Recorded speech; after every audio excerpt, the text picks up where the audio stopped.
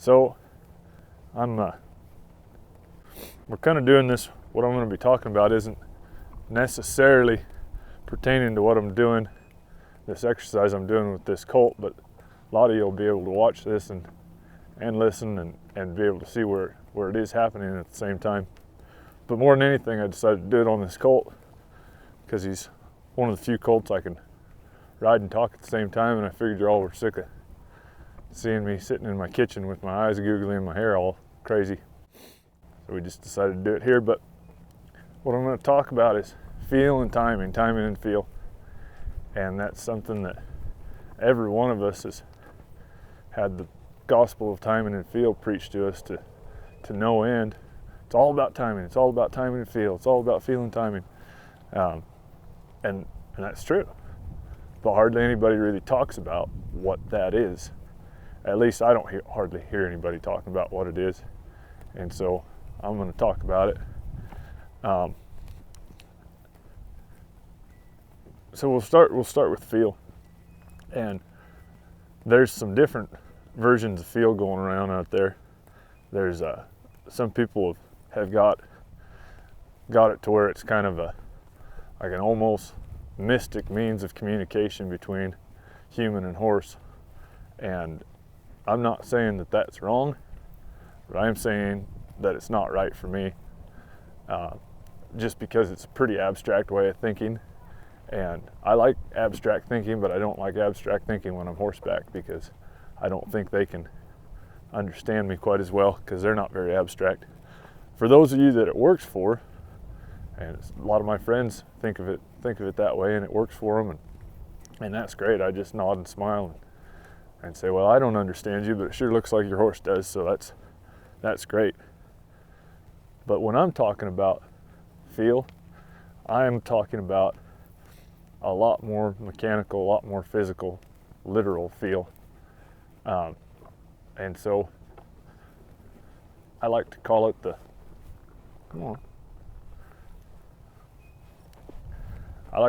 active awareness of your body and the bodies around you in regards to space and time. And that's a little bit complicated. So a lot less complicated would be that I'm aware of where my body is and what the independent systems of my body are doing. And I'm aware of where this horse's body is and what the independent systems of his body are doing at the same time within a given space.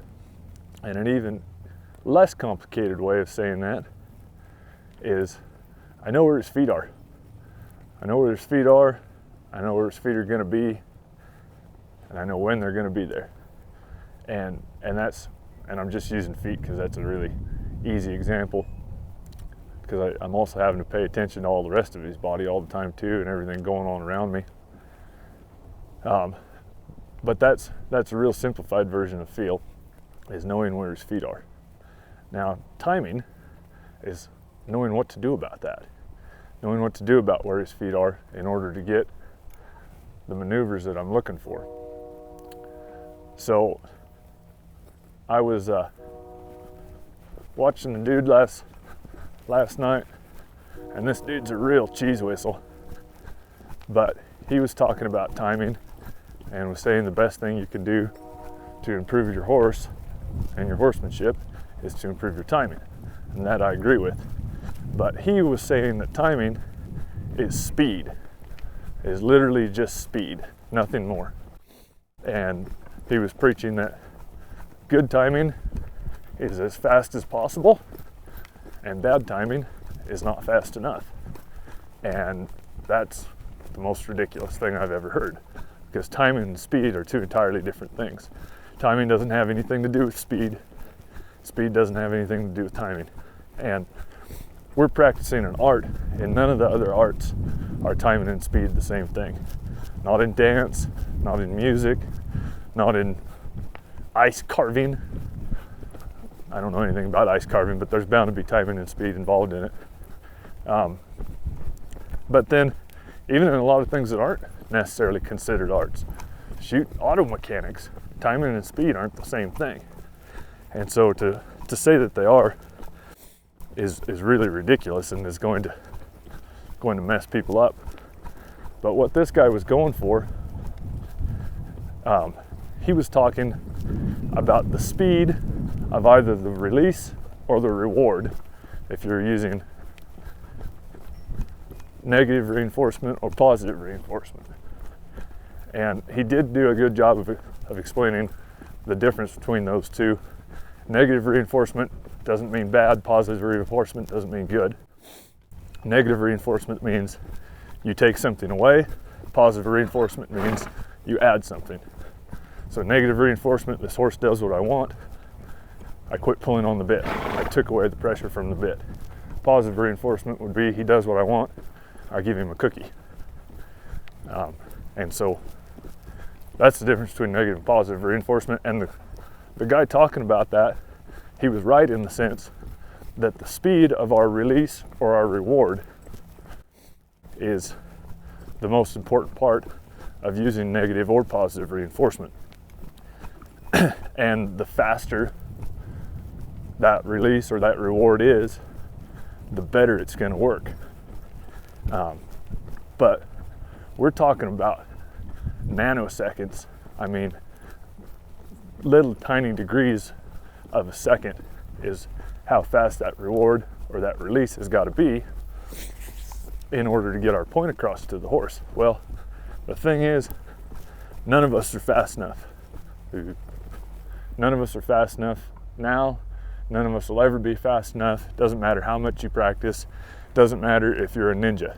You're not fast enough. If you were fast enough, then it would only take once. We wouldn't need repetition. So that's why we lean on repetition. It's because we're not fast enough. And so by being not fast enough times in a row in the exact same way, then the horse eventually learns it the same way he would if we were fast enough the first time. Kind of goes into a lot of the things Temple Grandin says, and she's right about a lot of those deals with reward. I came off my pattern there. But it doesn't really work in the real world because we can't ever be fast enough. So there's what's going on with the reward or the release is there's some neurochemical stuff going on, and basically the horse gets a shot of dopamine and goes, that's cool, I like that, or oh my gosh, I don't ever want that to happen again. And like I say, if we were fast enough, it would never happen again. Little kid puts his hand on the red hot stove. Every kid in the world's done it. You only do it once because there was an instantaneous burn.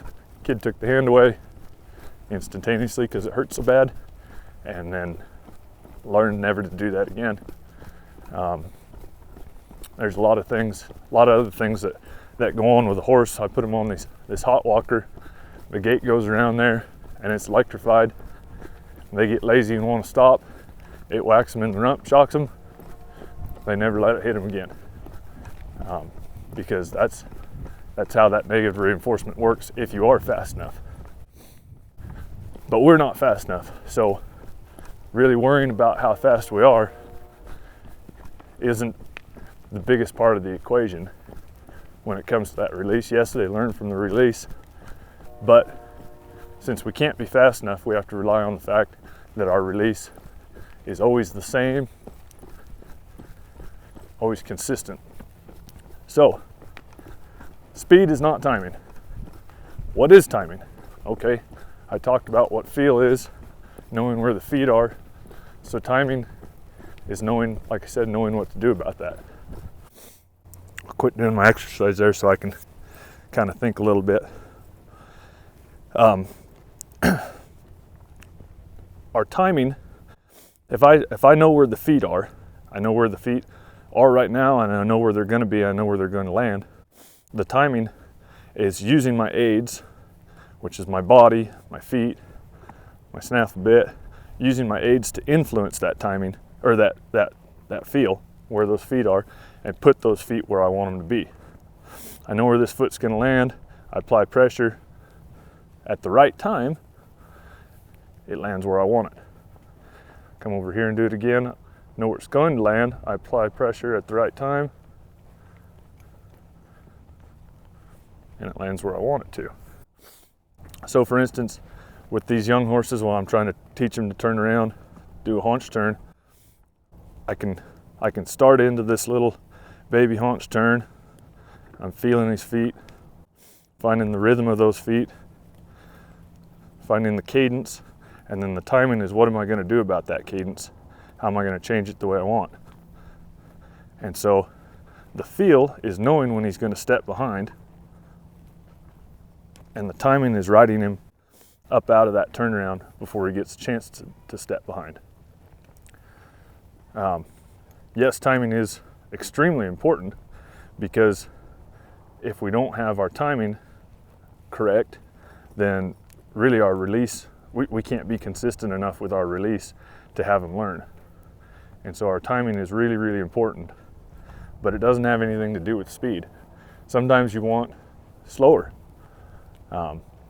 It does have to do with speed, but it doesn't have to do with if you're fast, it's good timing, and if you're slow, it's bad timing.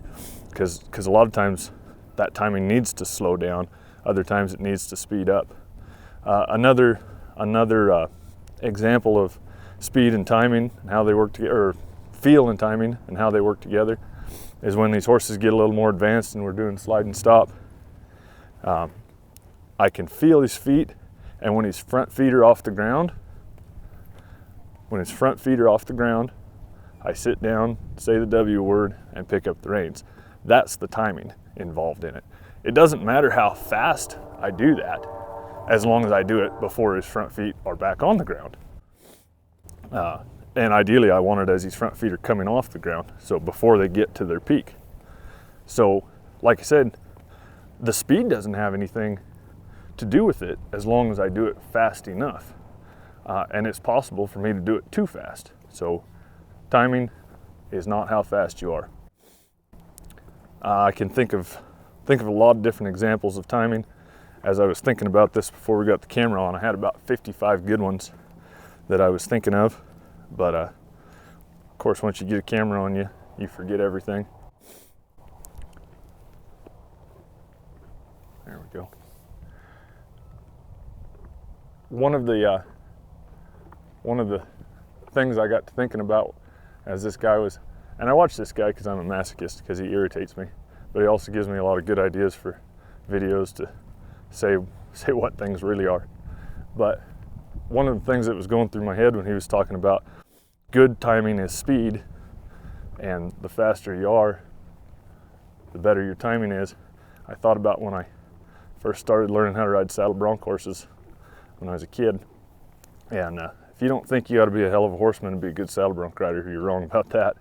And saddle bronc riding is nothing if not feel and timing, because the action of lifting on your rein and the spurring action is what keeps you in the saddle. So anyway, I think it was the very first one I got on, somebody said to me, Brett, that first jump, that horse is going to blow your feet back.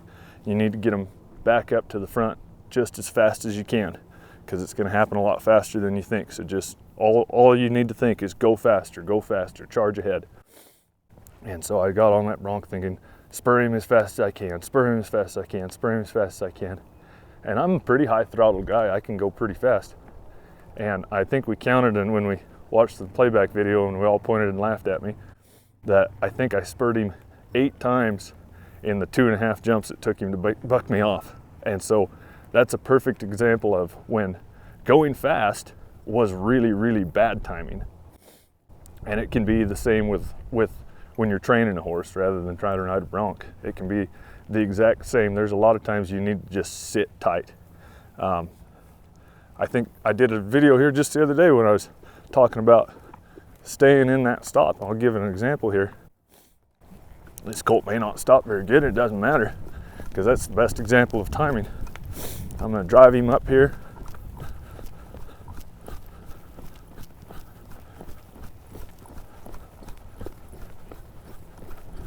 Ooh. There's the release. Okay. The timing was I waited and waited and waited. The release was as fast as I could get it to be, absolutely. Still wasn't fast enough, but as fast as I could get it to be. But the timing was waiting for the right time to release, waiting for the correct time to release.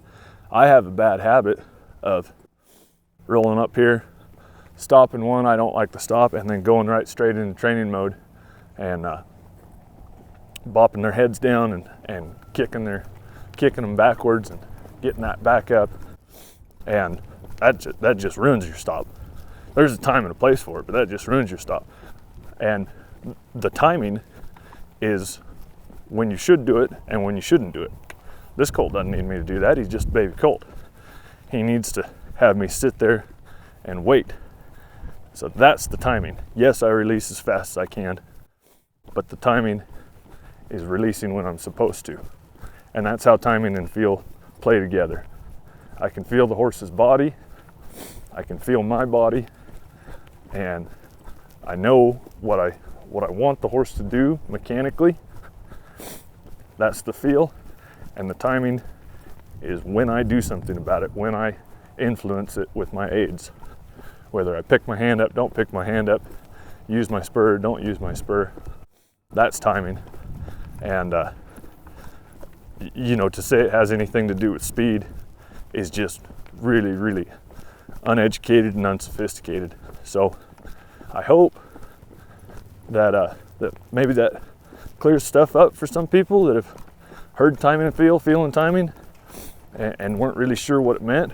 Or maybe you'd listen to somebody that talked about the speed of it and had you a little confused about the difference between speed and timing.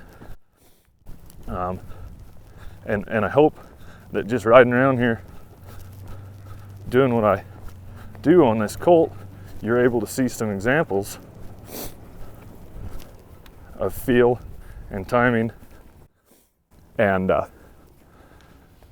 how it doesn't have much to do with speed, but the release has to do with speed. And I think if you'll watch real close,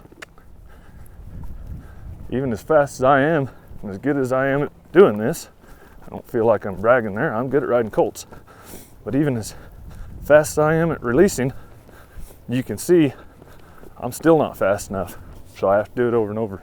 Ooh. See there, I almost screwed up.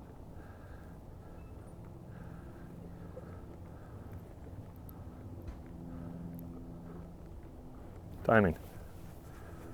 Okay, after I got off my horse and was walking around a little bit, I thought of another thing I wanted to add into all that.